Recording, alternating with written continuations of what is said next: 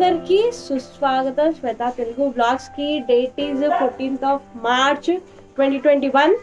అందరికి గుర్తుండాలి, హైదరాబాద్ లో ఇవాళ ఎమ్మెల్సీ ఎలక్షన్స్ ఉన్నాయి. For sure as a citizen మన ఓట్ మనం క్యాస్ట్ చేద్దాం.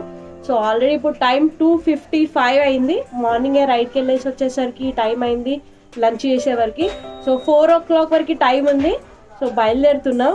ఒక్కొక్కరిది ఒక్కొక్క పోలింగ్ బూత్లో పడింది. నాదొక దగ్గర ఉంది, మా ఆయనది ఇంకొక దగ్గర ఉంది. సో మన లిల్లీని తీసుకొని ఫాస్ట్గా ఓటేసుకుందాం. దాని తర్వాత ఇక మిగతా ముచ్చట్లు మాట్లాడుకుందాం. యాజ్ యూజువల్ మళ్ళీ ఇంటికి వచ్చి వెళ్ళాల్సి వచ్చింది.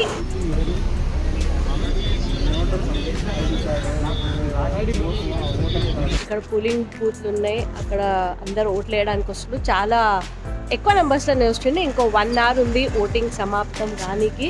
సో మనది ఒక దగ్గర స్కూల్లో ఉండే. సో అక్కడికి వెళ్తే అక్కడ ఒక ల్యాండ్ మార్క్ ఇచ్చేసిండ్రు. కొంచెం ముందుకు వెళ్ళేసిన తర్వాత పోలింగ్ బూత్ ఇక్కడ షిఫ్ట్ అయిందని, సో అది చూసుకుంటా ఇక్కడ వరకు వచ్చేసిన. మా ఆయన ఆల్రెడీ వెళ్ళిండు ఓట్ వేయడానికి. సో దాని తర్వాత ఇక నేను నా పోలింగ్ బూత్ వెతుక్కుంటా వెళ్ళి నేను ఓట్ వేయాలి. ఆయన ఓటేసి వచ్చేసిండు.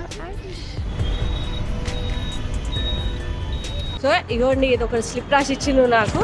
మా ఆయనకి ఇంటి దగ్గరకు వచ్చి ఆ పింక్ కలర్ కార్డు ఇచ్చినారు, అన్న వచ్చి ఓట్ వేయమని. కానీ అది రాలేదు, తమ మెసేజ్లు వచ్చినాయి. దాంతో ఈ డీటెయిల్స్ ఇచ్చేసి నేను వెళ్ళి ఇప్పుడు ఓట్ వేయాలి. ఓట్ వేసిన తర్వాత చల్లబడాలనుకుండు, అంత దిమ్మ తిరిగింది మాది. సబ్జా గింజలతోని సోడా. ఓటింగ్ అయిపోయింది, పెద్ద పని అయిపోయింది అనుకున్న వాళ్ళందరూ కింద కమెంట్ వేయండి. దినమంతా ఏదో పని చేసుకొని వీలైంది కదా, 4 గంటల వరకు టైం ఉంది కదా, పోయి ఓటేసి వద్దాం అన్న వాళ్ళందరూ కింద కమెంట్ వేయండి. అక్క నేను ఓటేసిన అని చెప్పండి. దాని తర్వాత మిగతా ముచ్చట్లు నేను మాట్లాడదాం. నేను కూడా వేసిన పని అదే, పని అయిపోతుంది కదా, ఓటేయాలని పోయి బ్లూ కలర్ మార్కెట్ ఇచ్చుకొని వచ్చిన. దాని మించి ఓటింగ్ గురించి నాకున్న నాలెడ్జ్ 0. ఓటింగ్ వేయడానికి పోయి దిమ్మ తిరిగింది. అసలు ఎందుకు పోయినా, ఏం చేయడానికి పోయినా, ఏం సాధిస్తాం, సిటిజన్ హక్ అంట, అసలు ఏం మాట్లాడినా నాకే తెలియలేదు. సో దీని గురించి డీటెయిల్గా ఇంటికి వెళ్ళి మాట్లాడదాం. పిచ్చెక్కి పోయింది అసలు ఓటింగ్ సిస్టమ్ చూసి. ఏది అసలు మనం ఏం చేస్తున్నాం, సో దాని గురించి అయితే ఇంటికి వెళ్ళి మాట్లాడదాం తీరికగా. ఉరుకుడే ఉరుకుడు.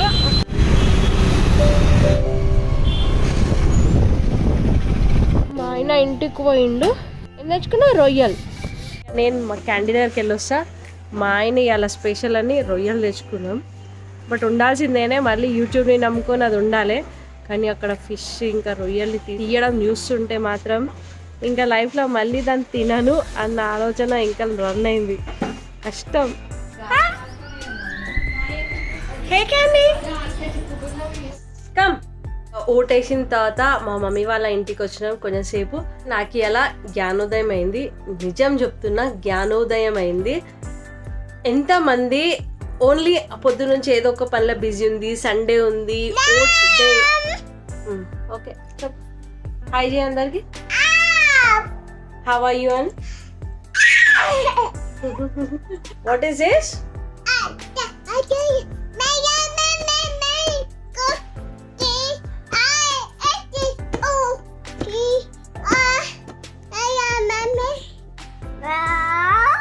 Z. A to Z చెప్పిందా ఇప్పుడు? ఏమో తెలియదు. క్యాండీ చెప్పినావు. Where is your ball? లేకపోతే ఓటింగ్ డే హాలిడే వస్తుంది. ఇన్ కేస్ వీక్ డేస్ వస్తే ఓటేసే పని అయిపోతుంది కదా. ఈ యొక్క బ్లూ టిక్ మార్క్ ఏదైతే ఉంటుందో అది పెట్టుకుంటే నా రైట్ టు సిటిజన్ అన్న ఒక దానికి మనం న్యాయం చేస్తున్నట్టు ఫీల్ అయిపోతున్నాం. నిజం చెప్పాలంటే ఒక ½ an hour రెస్ట్ తీసుకుందామని వచ్చిన మా మమ్మీ వాళ్ళ ఇంటికి. ఎందుకంటే అడిగి పోయినా అనుకో మళ్ళీ అదే ఇప్పుడు సాయంత్రం అయింది, ఆకిలి నూకాలే, ఇల్లు నూకాలే, బాసం తోముకునేది ఉంది, మళ్ళీ వంట ఎంత వద్దన్నా కూడా పని నడుస్తూనే ఉంటుంది. అస్సలు రెస్ట్ ఉంటలేదు. మొత్తం ఇల్లు నా పైన ఉండేసరికి ఎప్పుడు ఏదో ఒక పనిలో ఇన్వాల్వ్ అయ్యే ఉంటాం, తెలియకుండా ఇన్వాల్వ్ అవుతాం. సో అది నిజం. ఎడికైనా బయటికి పోతేనే ఓ అర్ధగంట సేపు అన్నిటితో దూరం ఉండొచ్చు. చాలా రోజుల నుంచి అదే చేసి ఒక ½ an hour అయినా క్యాంటీన్ తీసుకోవడానికి వచ్చి ఒక హాఫ్ అన్ అవర్ ఉండేసి మమ్మీ దగ్గర వెళ్ళిపోదామని ఫిక్స్ అయినా. సో ఈ గ్యాప్లా మనం కొన్ని విషయాలు మాట్లాడుకుందాం. ఇవాళ 14th March మళ్ళీ ఎమ్మెల్సీ ఎలక్షన్ డే. సో 5 ఏళ్ళకి ఒకసారి ఓట్లు వేయాలని ఉంటుంది. వద్దు మమ్మీ వద్దు, play with the ball, play with the ball. I'm excitement range ఉంది, ఇక్కడికి జరుగుతలేదు.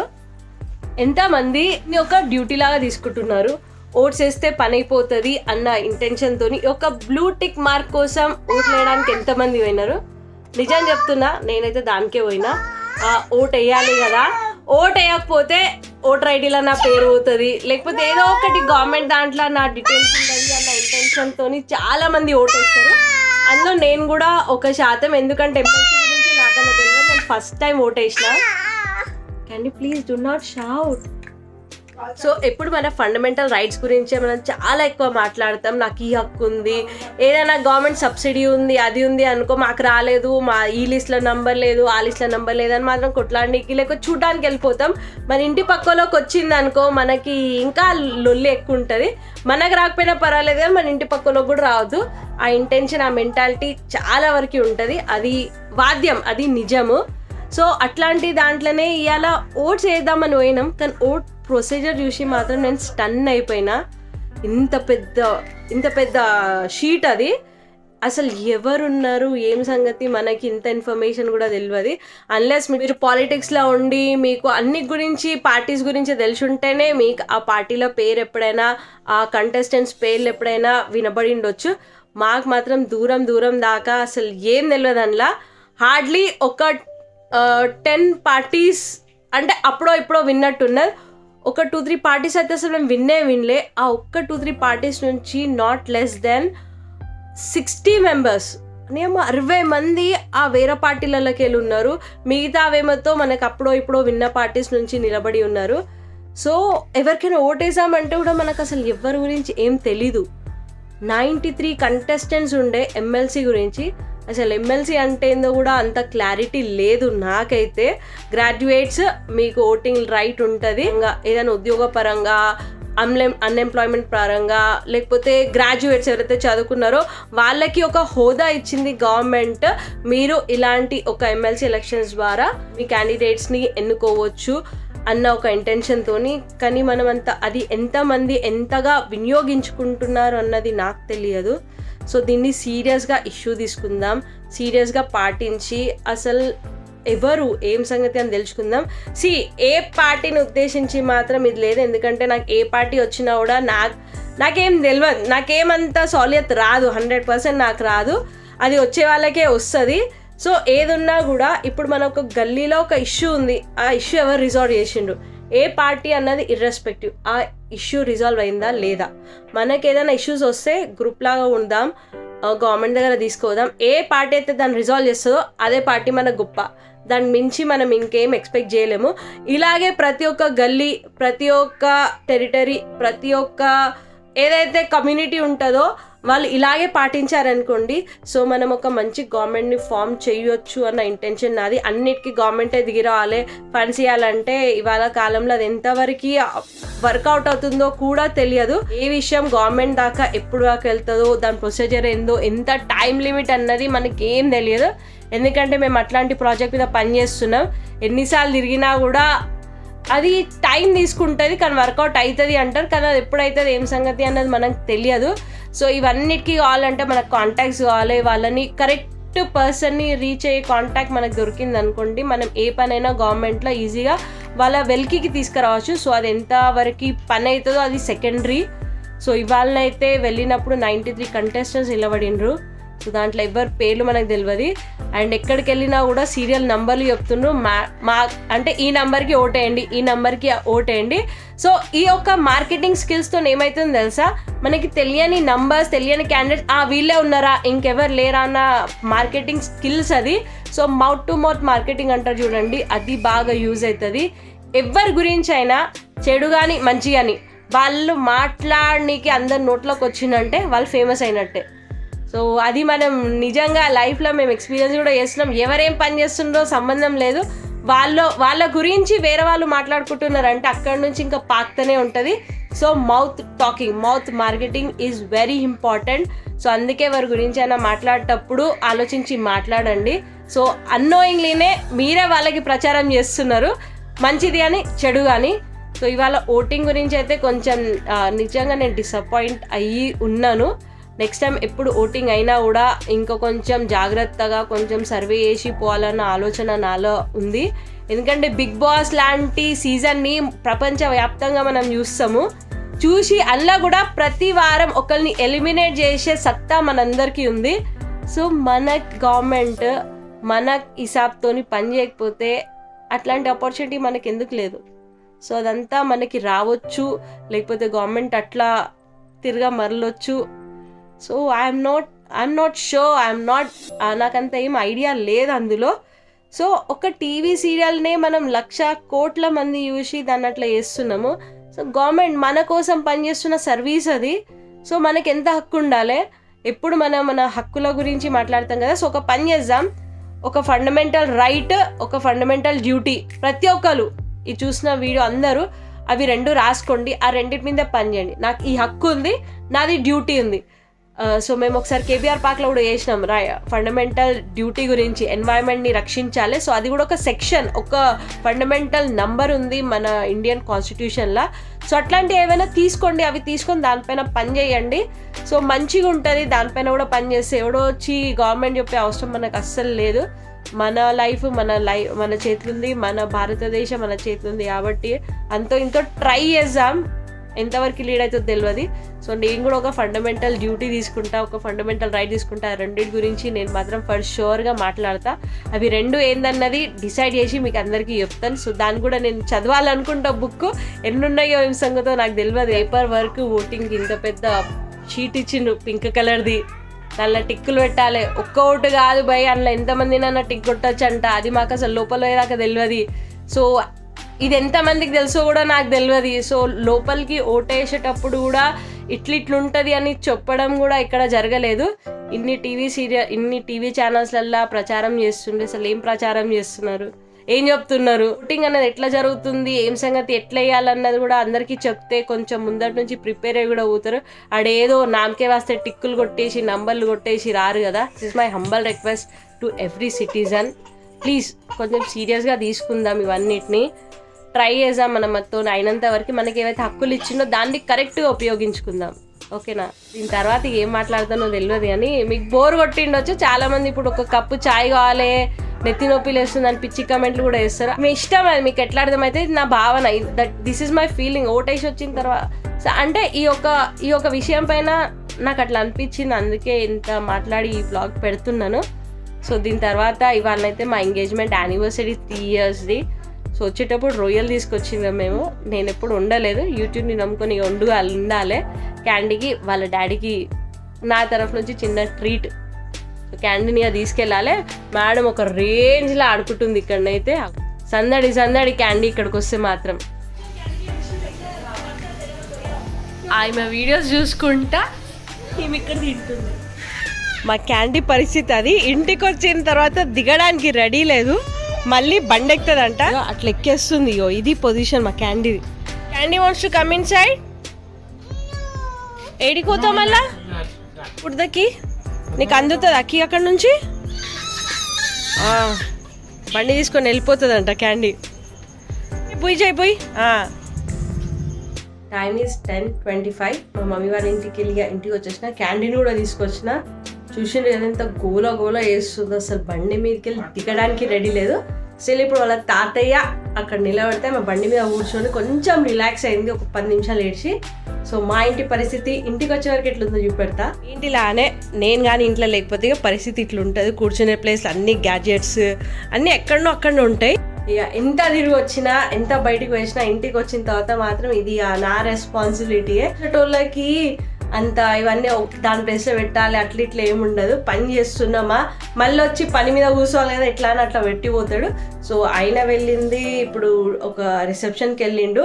మన శశి యాదవ్ స్టంట్స్ తెలుసు కదా, వాళ్ళ ఒక టీమ్ మెంబర్ షరీఫ్ది వాళ్ళ రిసెప్షన్ ఉంది. సో అందరు కలిసి అక్కడికే వెళ్ళిండు. So he will be attending reception and వాపస్ వస్తాడు. సో ఆయన నుంచి ఎక్స్పెక్ట్ చేయడం చెప్పినాను కదా, గుర్తుందో లేదో కూడా తెలియదు, ఇంకా స్టోరీ కూడా షేర్ చేసిండో లేదో కూడా తెలియదు నాకు ఇన్స్టాగ్రామ్లో నేను పెట్టింది. సో నేనే ఒక చిన్న బుజ్జి ప్లమ్ కేక్ తెచ్చిన, ఆయన వస్తే కట్ చేసుకొని తిందామని. సో నేను క్యాండీ అయితే డిన్నర్ కూడా వేసేసినాం, రెడీ కూడా అయిపోయినాం. సో ఆయన కోసం వెయిటింగ్, ఆయన వస్తే ఫటాఫట్ అదొక చిన్న మూమెంట్ సెలబ్రేట్ చేసుకొని ఇవాళ డే స్పెషాలిటీని స్పెషల్ చేసుకుందాం. ఇంకా ఆయన వచ్చే లోపల ఈ పుట్టి పుట్టి పనులని ఇంటి చేసేసుకుందాం. బలూన్ బలూన్ తీసుకురా, బలూన్. ఇది మా ఆయన వచ్చిన వరకు నేను చేసిన డెకరేషన్. టైం ఇది ఇప్పుడే వచ్చిండు, బండి ఆవాజ్ వినంగానే ఇట్లా డెకరేట్ చేసేసినాం మేము. క్యాండీ ఎందుకు ఇక్కడ దాచుకుందో మాకు తెలియదు. Candy come come in side please.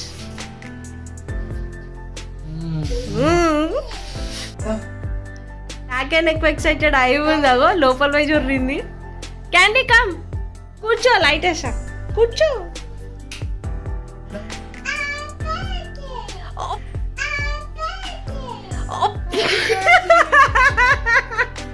Wow candy, నువ్వే సర్ప్రైజ్ చేసినావు. అయితే వచ్చినావా? డాడీకి హ్యాపీ బర్త్డే దొంగతనంగా ఎట్లా విష్ చేసింది చూసినా, మెల్లగా లైట్ అయ్యంగానే హ్యాపీ బర్త్డే. ఇది కూడా హ్యాపీ బర్త్డే తొరందరలో వచ్చేస్తుంది రోయ్. మా చిన్న సెలబ్రేషన్ లో పాల్గొనండి.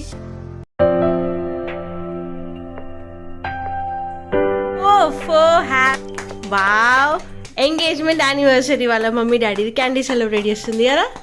మా క్యాండీ నన్ను ఇప్పుడు సర్ప్రైజ్ నిజంగా చేసింది, దాక్కొని మెల్లగా వచ్చి హ్యాపీ బర్త్డే చెప్తుంది. సో మేము చిన్న సెలబ్రేషన్ ఎంజాయ్ చేస్తాం, తర్వాత బ్లాగ్ చేసుకుందాం. Candy what is this? ఆయన గురించి నేను తీసుకొచ్చిన, కానీ మా క్యాండీ దుబ్బేసింది. గంట సేపటి నుంచి దాచిపెట్టిన, ఇయంగానే గుంజేసుకుంది. అయితే మాది షార్ట్ అండ్ స్వీట్ చిన్న సెలబ్రేషన్, ఎంగేజ్మెంట్ యానివర్సరీది అయిపోయింది. ఎట్లా అనిపించింది? Thank you so much. అంటే ఏ పండగ ఉన్నా, ఏ చిన్న మూమెంట్ ఉన్నా హార్ట్ఫుల్గా సెలబ్రేట్ చేస్తాం. దానికైతే నేను చాలా చాలా లక్కీ. నేను ఏది సెలబ్రేట్ చేయకుండా ఉంటా, కానీ సెలబ్రేట్ ఎవ్రీథింగ్. ఒక చిన్నప్పటి నుంచి సీల్గా ఏదున్నా కూడా అట్లా చిన్న చిన్న సెలబ్రేషన్స్ అయినా గుర్తుండిపోవాలి. ఎందుకంటే ఏ రిలేషన్షిప్ బిల్డ్ కావాలన్నా టైం పడుతుంది. మనం ముందెట్లా మన రిలేషన్షిప్ని స్టార్ట్ చేసినామో అది ముందు ముందు లైఫ్లో మస్తు చేంజ్ అయిపోతాయి. ఇది అన్ని రిలేషన్షిప్స్ మళ్ళీ మనకి బాధ్యతలు అవన్నీ పెరుగుతూ ఉంటాయి. బట్ స్టిల్ ఎట్లనైతే స్టార్ట్ అయిందో అది ఎప్పుడు మనం కొంచెం ఫ్రెష్నెస్ జాయిన్ చేసి ఇట్లా కొన్ని ఒకేజన్స్లో సెలబ్రేట్ చేసుకుంటే మంచిగా అనిపిస్తుంది. మా జర్నీ ఫ్రెండ్ లాగా స్టార్ట్ అయిన ఉండే, ఎంగేజ్మెంట్కి ఇట్లా సట్టన్ వచ్చేసింది పైలక్క. సో ఈ డే మా గురించి చాలా చాలా చాలా స్పెషల్. అసలు అనుకోలేదు అంత త్వరగా ఎంగేజ్మెంట్ అయిపోయి మ్యారేజ్ అయిపోతుందని. బట్ లక్కీలీ సో ఆ డే సెలబ్రేట్ చేసుకున్నా నేనైతే. So thank you very much for being in my life. తెలుసు నీకు అన్నీ సెలబ్రేట్ చేయవు, but at least your participation makes lot of difference కదా. Thank you. అయితే ఇంకా ఈ బ్లాగ్ ఇక్కడనే క్లోజ్ చేస్తున్నా. ఈ బ్లాగ్ మీకు నచ్చినట్టయితే ఏం చేయాలి తెలుసు కదా, లైక్ చేయండి, షేర్ చేయండి, ఫర్ షూర్ సబ్స్క్రైబ్ చేసుకోండి శ్వేత తెలుగు బ్లాగ్స్ని. ద కోడిపిల్ల ఈ స్లీపింగ్ వాళ్ళ డాడీ రంగా నాకు ఒకటి లెక్కేసింది. చెప్పినాను కదా, ఓటింగ్ గురించి అయితే ఎవరు మర్చిపోకండి. Whatever the responsibilities are please దాని గురించి ఆలోచించి చేయండి. ఇంకా మౌత్ మార్కెటింగ్ గురించి మాత్రం కంపల్సరీ ఆలోచించి మాట్లాడండి. మంచి అయినా చెడు అయినా ఒకరి గురించి మాట్లాడే అవసరం మీకు లేదు. మీ గురించి మీరు మాట్లాడుకోండి, దట్ ఈస్ ఫేర్ ఎనఫ్. దాంతో మీరు బాగుపడతారు. చిన్న చిన్న మూమెంట్స్ని సెలబ్రేట్ చేసుకోండి మీ వాళ్ళతోని మంచిగా. బాయ్. ఎప్పటి వరకు.